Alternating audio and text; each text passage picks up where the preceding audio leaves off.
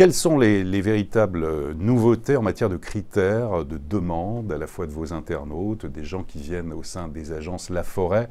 Quelles sont les demandes? On a parlé beaucoup d'espace, de verdure, alors expliquez-nous l'évolution de ces demandes.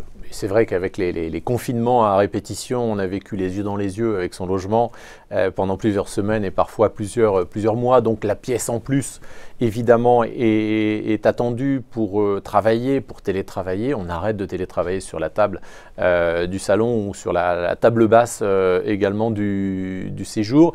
Et puis cette envie de verdure, alors qui se traduit dans les recherches également de nos acquéreurs.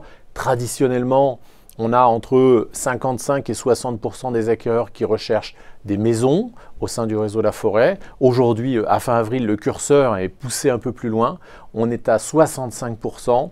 Et même chose sur les zones géographiques.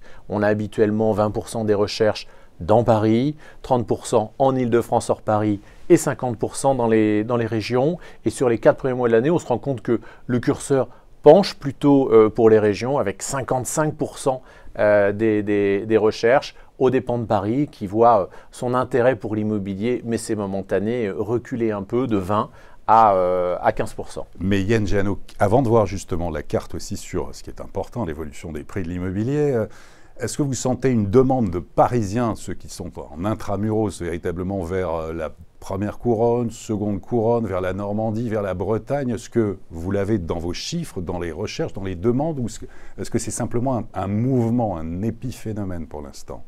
Alors c'est un phénomène qui n'est pas massif, mais qui est remarquable, notamment auprès des CSP+, qui très rapidement, après le premier confinement, ont franchi le périphérique, ont vendu un bel appartement pour acheter une maison en première couronne, ou aujourd'hui en Normandie, en Bretagne en effet, et globalement entre 1h et 1h30 autour de toutes les métropoles, que ce soit Lyon, que ce soit Bordeaux. L'attrait des villes moyennes, ça vous le sentez, vous le voyez?